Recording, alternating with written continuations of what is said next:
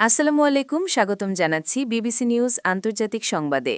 শুরুতেই সংবাদ শিরোনাম, এরপর বিস্তারিত। ইরানের প্রেসিডেন্টকে কঠোর হুঁশিয়ারি দিলেন ট্রাম্প। বলেছেন, ইরান যদি কোনো রাষ্ট্রের সাথে যুদ্ধে জড়ায় তাহলে আমি ইরানের প্রেসিডেন্টকে ধরে এনে ফাঁসি দেব। বিক্ষোভকারীদের ফাঁসি দিলে ইরানের বিরুদ্ধে কঠোর পদক্ষেপের হুঁশিয়ারি ট্রাম্পের। গাজায় ঝড়ে ক্ষতিগ্রস্ত ভবন ধসে ৩ নারীসহ নিহত ৫। যুক্তরাষ্ট্র নয়, ডেনমার্ককেই বেছে নেবে গ্রিনল্যান্ড।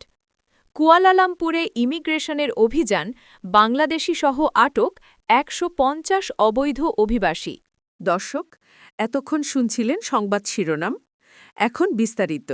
আপনি যদি ইসরায়েলের ধ্বংস চান এবং মুসলিমদের পাশে থাকেন, তাহলে ভিডিওতে লাইক করে চ্যানেলটি অবশ্যই সাবস্ক্রাইব করে দিবেন এবং আপনার মূল্যবান মতামত অবশ্যই কমেন্টে লিখে জানিয়ে দিবেন। এখন বিস্তারিত। বিক্ষোভকারীদের ফাঁসি দিলে ইরানের বিরুদ্ধে কঠোর পদক্ষেপের হুঁশিয়ারি ট্রাম্পের। মার্কিন প্রেসিডেন্ট ডোনাল্ড ট্রাম্প বলেছেন, ইরানে সরকার বিরোধী গণ আন্দোলন দমনে যদি কর্তৃপক্ষ ফাঁসি কার্যকর করা শুরু করে তবে যুক্তরাষ্ট্র কঠোর পদক্ষেপ নেবে। মঙ্গলবার সিবিএস নিউজকে দেওয়া এক সাক্ষাৎকারে ট্রাম্প বলেন, তারা যদি এমন কিছু করে আমরা খুব শক্ত প্রতিক্রিয়া দেখাব। বুধবার থেকে ফাঁসি কার্যকর হতে পারে এমন প্রশ্নের জবাবে তিনি এ মন্তব্য করেন। অনলাইনে প্রকাশিত এক ভিডিওতে ট্রাম্প বলেন, তারা হাজার হাজার মানুষকে হত্যা করা শুরু করেছে আর এখন ফাঁসির কথা বলছে।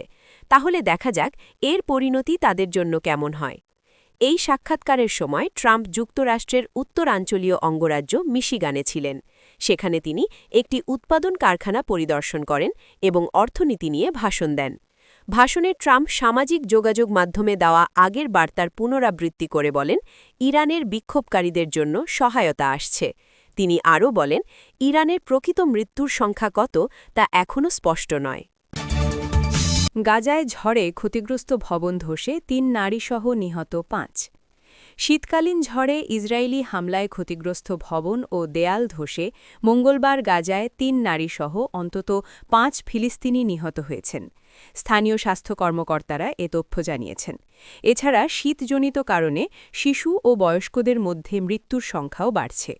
গাজার সবচেয়ে বড় হাসপাতাল আল শিফা কর্তৃপক্ষ জানায়, নিহতদের মধ্যে ২ নারী, ১ কিশোরী ও ১ পুরুষ রয়েছেন।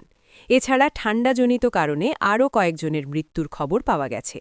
গাজার স্বাস্থ্য মন্ত্রণালয়ের বরাত দিয়ে কাতারভিত্তিক সংবাদমাধ্যম আল জাজিরার খবরে বলা হয়েছে, ১ বছরের একটি শিশু হাইপোথার্মিয়ায় মারা গেছে। এর আগের রাতে একই কারণে আরও ২ শিশুর মৃত্যু হয়। ২ বছরের বেশি সময় ধরে চলা যুদ্ধ ও অবরোধের কারণে গাজায় বসবাসের পরিস্থিতি চরম আকারে পৌঁছেছে। গত ১০ অক্টোবর থেকে যুদ্ধবিরতি কার্যকর থাকলেও মানবিক সংস্থাগুলো বলছে, শীতকালীন ঝড় মোকাবিলার মতো পর্যাপ্ত আশ্রয়ের অভাব রয়েছে। জাতিসংঘের মানবিক সহায়তা কার্যালয় জানিয়েছে, মঙ্গলবার শত তাঁবু ও অস্থায়ী আশ্রয় ঝড়ে উড়ে গেছে কিংবা মারাত্মকভাবে ক্ষতিগ্রস্ত হয়েছে। যুক্তরাষ্ট্র নয়, ডেনমার্ককেই বেছে নেবে গ্রিনল্যান্ড। গ্রিনল্যান্ড নিয়ে যুক্তরাষ্ট্র ও ডেনমার্কের টানাপোড়েনের মধ্যে দ্ব্যর্থহীন অবস্থান জানালেন গ্রিনল্যান্ডের প্রধানমন্ত্রী জেন্স ফ্রেডেরিক নিলসেন। তিনি বলেছেন, এই মুহূর্তে যদি যুক্তরাষ্ট্র ও ডেনমার্কের মধ্যে বেছে নিতে হয় তাহলে আমরা ডেনমার্ককেই বেছে নেব। ডেনমার্কের প্রধানমন্ত্রী মেটে ফ্রেডেরিকসেনের সঙ্গে কোপেনহেগেনে এক যৌথ সংবাদ সম্মেলনে নিলসেন এ মন্তব্য করেন। যুক্তরাষ্ট্রের সাবেক প্রেসিডেন্ট ডোনাল্ড ট্রাম্প গ্রিনল্যান্ডকে যুক্তরাষ্ট্রের সঙ্গে সংযুক্ত করার পরিকল্পনা নতুন করে সামনে আনার পর এটি গ্রিনল্যান্ডের কোনো শীর্ষ প্রতিনিধির সবচেয়ে শক্ত অবস্থান বলে মনে করা হচ্ছে। খবর বিবিসির। ট্রাম্প দাবি করে আসছেন, রাশিয়া ও চীনের হুমকি মোকাবেলায় যুক্তরাষ্ট্রের নিরাপত্তার জন্য গ্রিনল্যান্ডের মালিকানা প্রয়োজন। হোয়াইট হাউসের পক্ষ থেকে দ্বীপটি কেনার প্রস্তাবের কথা বলা হলেও প্রয়োজনে শক্তি প্রয়োগের সম্ভাবনাও পুরোপুরি নাকচ করা হয়নি। এ বিষয়ে সাংবাদিকদের প্রশ্নের জবাবে ট্রাম্প নিলসেনের মন্তব্য নিয়ে বলেন, এটা তাদের সমস্যা, আমি তার সঙ্গে একমত নই। এটা তার জন্য বড় সমস্যা হয়ে দাঁড়াবে। গ্রিনল্যান্ড বিশ্বের সবচেয়ে কম জনসংখ্যার অঞ্চলগুলোর একটি হলেও উত্তর আমেরিকা ও আর্কটিক অঞ্চলের মাঝামাঝি অবস্থানের কারণে এর কৌশলগত গুরুত্ব অনেক। ক্ষেপণাস্ত্র হামলার আগাম সতর্কতা ব্যবস্থা ও আর্কটিক অঞ্চলে জাহাজ চলাচল পর্যবেক্ষণে দ্বীপটির ভূমিকা গুরুত্বপূর্ণ। কুয়ালালামপুরে ইমিগ্রেশনের অভিযান, বাংলাদেশিসহ আটক ১৫০ অবৈধ অভিবাসী। মালয়েশিয়ার রাজধানী কুয়ালালামপুরে ইমিগ্রেশন বিভাগের পৃথক দুটি অভিযানে বাংলাদেশিসহ অন্তত ১৫০ অবৈধ অভিবাসীকে আটক করা হয়েছে। বুধবার ভোরে গোয়েন্দা তথ্যের ভিত্তিতে পরিচালিত এসব অভিযানে নগরীর চৌকিট ও জালান ক্লাং লামা এলাকায় অবৈধ বসবাস ও কর্মসংস্থানের চিত্র উঠে এসেছে। ইমিগ্রেশন সূত্র জানায়, রাজধানীর চৌকিট এলাকায় একটি পুরনো অ্যাপার্টমেন্টে অভিযান চালিয়ে ৭৯ জন অবৈধ অভিবাসীকে আটক করা হয়। আটককৃতদের মধ্যে ২৩ জন নারী রয়েছেন।